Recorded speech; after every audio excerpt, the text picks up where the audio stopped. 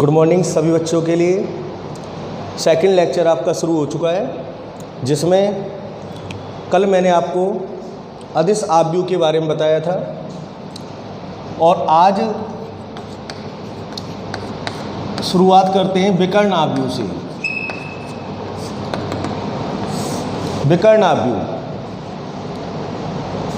Matrix के अंतर्गत दो विकर्ण होते हैं, जिसमें एक होता है मुख्य विकर्ण और सेकंड होता है द्वितीय या सेकेंडरी विकर्ण बोल सकते हैं, द्वितीयक विकर्ण। इसके लिए एक 3x3 का विकर्ण आपके सामने A बराबर 1 2 3 4 5 6 7 8 9 ये रैंडमली मैंने अवयव शो कर दिए हैं। इस विकर्ण के अंतर्गत इस मैट्रिक्स के अंतर्गत दो विकर्ण हैं 1 5 9। इस प्रकार से आप इनको लोगे अवयवों को 1 5 9। यह जो विकर्ण कहलाता है मुख्य विकर्ण होता है। यह विकर्ण मैट्रिक्स का मुख्य विकर्ण कहलाता है। इसी प्रकार से 2x2 में इन अवयवों को हटाकर ये मुख्य विकर्ण बन जाएगा। उसके अलावा एक सेकेंडरी विकर्ण होता है जो 3 5 7 इनको लेकर होता है। इस सेकेंडरी विकर्ण से हमें विकर्ण आव्यूह में कोई मतलब नहीं है। विकर्ण आव्यूह में केवल मुख्य विकर्ण से मतलब होता है। परिभाषा इस प्रकार है, ऐसी वर्ग आव्यूह। सबसे पहली बात है कि विकर्ण आव्यूह बेस्ड है वर्ग आव्यूह पर। विकर्ण आव्यूह, वर्ग आव्यूह,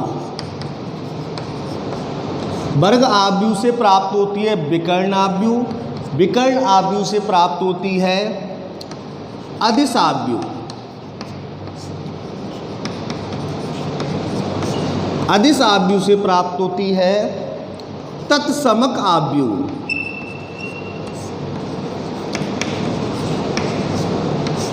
इस प्रकार से सिस्टम है। आपको ये सिस्टम समझना होगा यहाँ पर कि सिस्टम किस प्रकार से है। विकर्ण आव्यूह को समझना है तो उससे पहले हम वर्ग आव्यूह को समझेंगे। वर्ग आव्यूह को हम पिछले लेक्चर में समझ चुके हैं। आज हम विकर्ण आव्यूह के बारे में समझ रहे हैं कि ऐसी वर्ग आव्यूह, विकर्ण रिलेटेड है वर्ग से, ऐसी वर्ग आव्यूह। तो वर्ग आव्यूह तो हमें रखना पड़ेगा, चाहे 2x2 का चाहे 3x3 का। 2x2 का या 3x3 का वर्ग आव्यूह हमें रखना पड़ेगा, उसमें ही हम समझेंगे। तो ऐसा वर्ग आव्यूह जिसमें मुख्य विकर्ण के अतिरिक्त अन्य सभी अवयव, ये सभी अन्य अवयव आते हैं।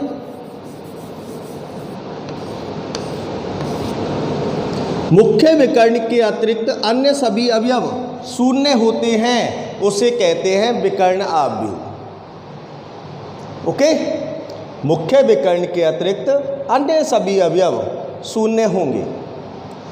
व्यापक रूप में इसको इस प्रकार से शो कर लेते हैं, A बराबर AIJ।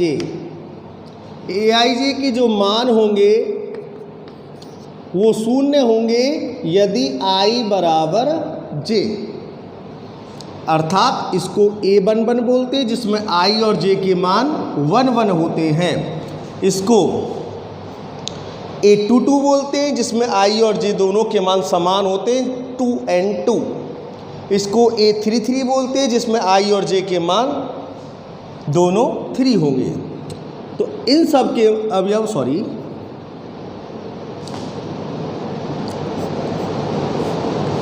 नॉट इक्वल 0, 0 के बराबर नहीं होंगे। उसके अलावा I अगर J के बराबर होगा तो सभी बराबर नहीं होगा, तो सभी अवयव क्या होंगे? शून्य होंगे।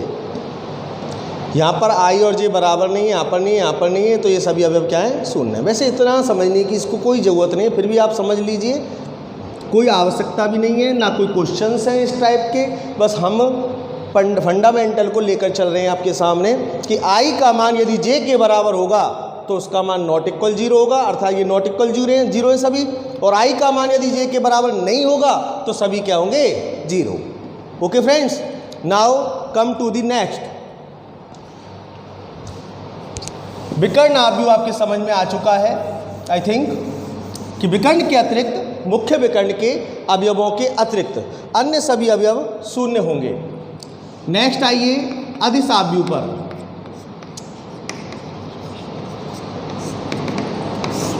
अदिश आव्यूह जल्दी जल्दी इन सब को समझते हैं हम, क्योंकि इनका ज़्यादा एक्सरसाइज में यूज नहीं है, तो हम जल्दी जल्दी से समझते हैं। अदिश आव्यूह क्या होता है? अदिश आव्यूह डायरेक्ट कनेक्टेड है विकर्ण आव्यूह से। ऐसी विकर्ण आव्यूह, तो विकर्ण आव्यूह होनी चाहिए, 3x3 का ही ले लिया, विकर्ण आव्यूह ले लीजिए, लेकिन उसमें एक फैसिलिटी क्या रखनी है हमें? ऐसी विकर्ण आव्यूह जिसमें विकर्ण के सभी अवयव समान हो। ऐसी विकर्ण आव्यूह जिसमें विकर्ण के, मुख्य विकर्ण के सभी अवयव समान हो, चाहे दो हो। विकर्ण आव्यूह रखना है, इसलिए ये अवयव क्या होंगे, जीरो, ये अवयव भी क्या होंगे, जीरो। तो ऐसी विकर्ण आव्यूह जिसमें मुख्य विकर्ण के अवयव सभी समान हो अदिश आव्यूह कहलाती है, जिसमें मुख्य विकर्ण के सब अलावा सभी अवयव तो शून्य होते ही हैं। तो इस प्रकार से ये अदिश आव्यूह कहलाएगी। ज़्यादा फंडामेंटल समझने की इसकी भी आवश्यकता नहीं है। नेक्स्ट आती है आपकी तत्समक आव्यूह। तत्समक आव्यूह, आइडेंटिटी मैट्रिक्स, इसको हम सबसे पहले तो आप समझ लीजिए आई से रिप्रेजेंट करते हैं। आई फॉर आइडेंटिटी मैट्रिक्स, आई से रिप्रेजेंट करते हैं, फिक्स है ये है। तत्समक आव्यूह अदिश आव्यूह से डायरेक्टली रिलेटेड है।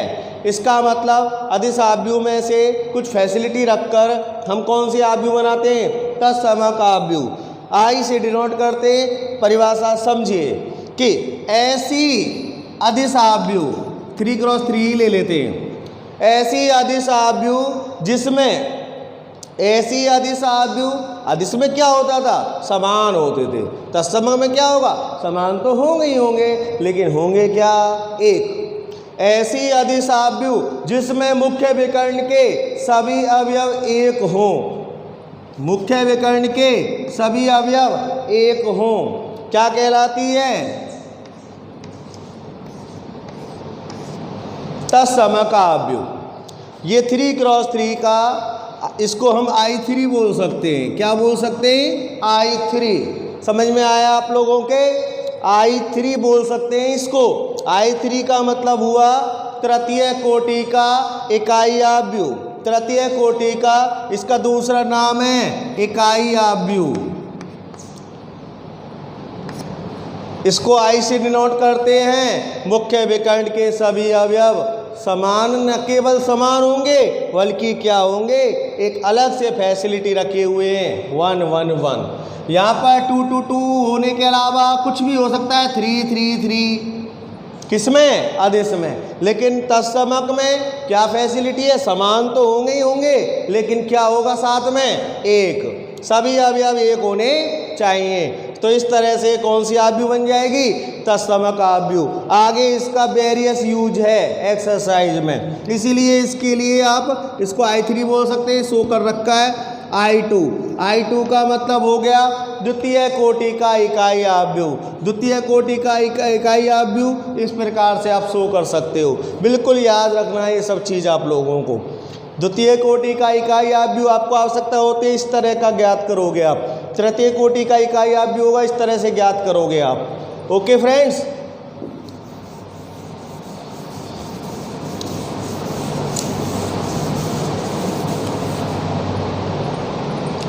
उसके बाद आता है एक और अन्य प्रकार की मैट्रिक्स, त्रिभुजाकार मैट्रिक्स।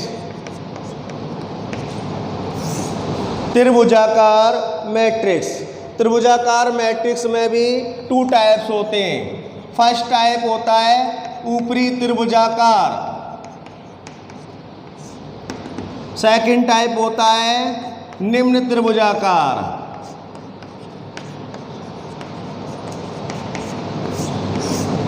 तो इस प्रकार से दो प्रकार की त्रिभुजाकार आव्यूह होती हैं, ऊपरी त्रिभुजाकार एंड निम्न त्रिभुजाकार। बिल्कुल इजी है समझना। एक मैट्रिक्स ए मैं आपके सामने शो कर रहा हूँ।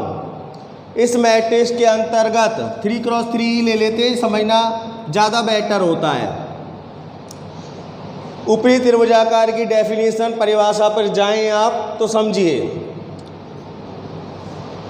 ऐसी विकर्णाव्यूह, ऐसी विकर्णाव्यूह जिसमें मुख्य विकर्ण के ऊपर के सभी अवयव शून्य ना हो, जिसमें मुख्य विकर्ण के ऊपर के सभी अवयव शून्य ना हो, ऊपरी त्रिभुजाकार आव्यूह कहलाती है।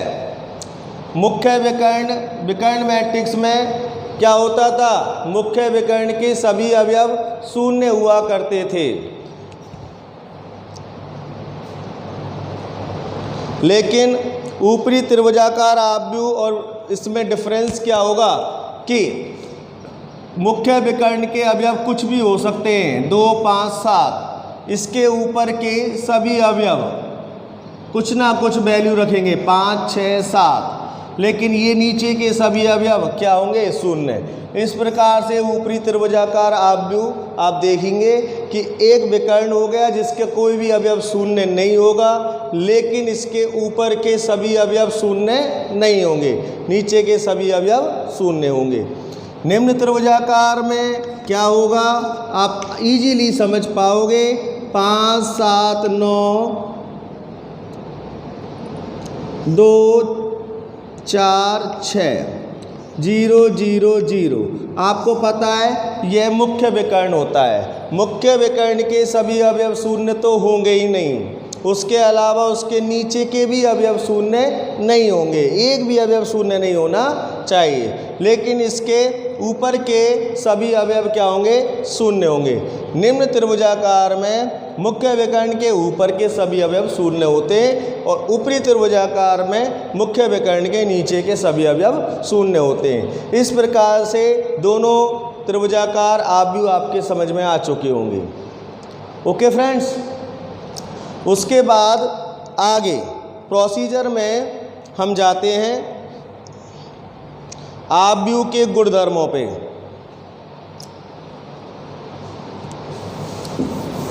आव्यूह के गुणधर्म।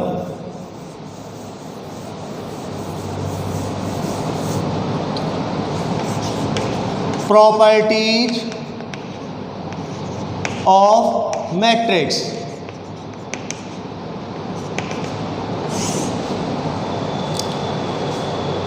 आव्यूह के गुणधर्म। पहला गुणधर्म होता है आव्यूह का परिवर्त आव्यूह। इसको अंग्रेजी में बोलते हैं ट्रांसपोज ऑफ अ मैट्रिक्स।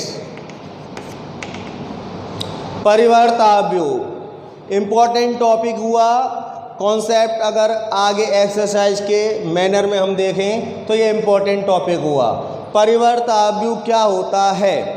परिवर्त आव्यूह में क्या होता है ध्यान से देखें। किसी मैट्रिक्स ए के लिए परिवर्त आव्यूह को AT से या A' से रिप्रेजेंट करते हैं।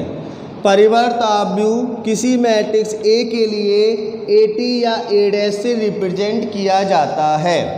यदि किसी परिभाषा पर जाते हैं, यदि किसी मैट्रिक्स में पंक्तियों और स्तंभों को परस्पर विनिमय कर दिया जाए, यदि किसी मैट्रिक्स में पंक्तियों और स्तंभों को परस्पर विनिमय कर दिया जाए तो वह परिवर्त आव्यूह कहलाती है।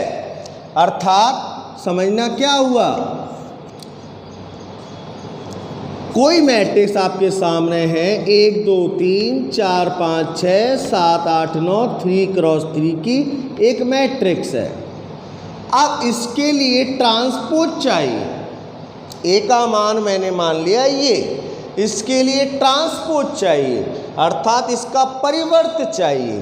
तो मैंने आपको क्या बताया था किसी मैट्रिक्स में पंक्तियों और स्तंभों को परस्पर विनिमय कर दिया जाए, अर्थात पहली पंक्ति को पहला स्तंभ, दूसरी पंक्ति को दूसरा स्तंभ, इसी प्रकार तीसरी पंक्ति को तीसरा स्तंभ बना दिया जाए, तो वो मैट्रिक्स कहलाती है परिवर्त आव्यूह। ध्यान दीजिए यहाँ पर 1 2 3 यह पहली पंक्ति के अवयव है, इसे पहली स्तंभ के अवयव बना दीजिए।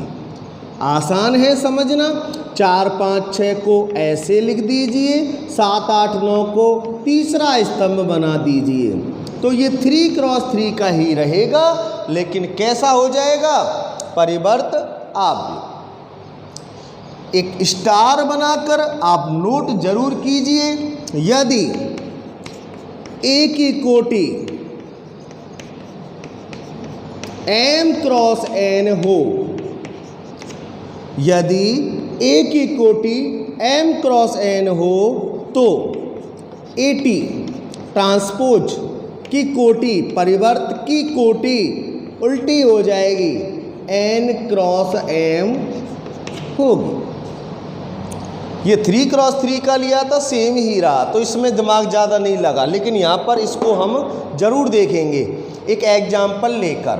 आई थिंक आपके समझ में आ चुका होगा परिवर्त आव्यूह किसे कहते हैं। दोबारा से ध्यान देंगे कि ऐसी आव्यूह जिसमें पंक्तियों और स्तंभों को परस्पर विनिमय कर दिया जाए, पहली पंक्ति को पहला स्तंभ, दूसरी पंक्ति को दूसरा स्तंभ और तीसरी पंक्ति को तीसरा स्तंभ बना दिया, तो बन गया ये आपका क्या? परिवर्त आव्यूह।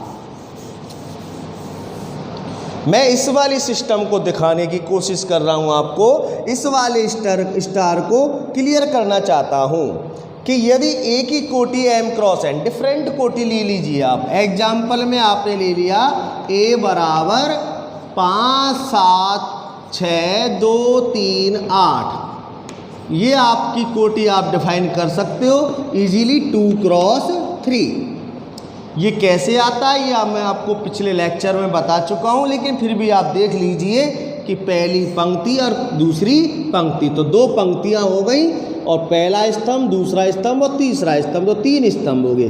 पहले पंक्तियों की संख्या मल्टीप्लाई बाय स्तंभों की संख्या, तो इस प्रकार से कोटि प्राप्त होती है, जिसमें इनका आपस में गुणा कर दिया जाए तो अवयवों की संख्या प्राप्त होती है, जो कि 3 दूनी 6 अवयव हैं। 1 2 3 4 5 6, ये हमने पूर्व में आपको समझाया, लेकिन अभी हम क्या समझ रहे हैं?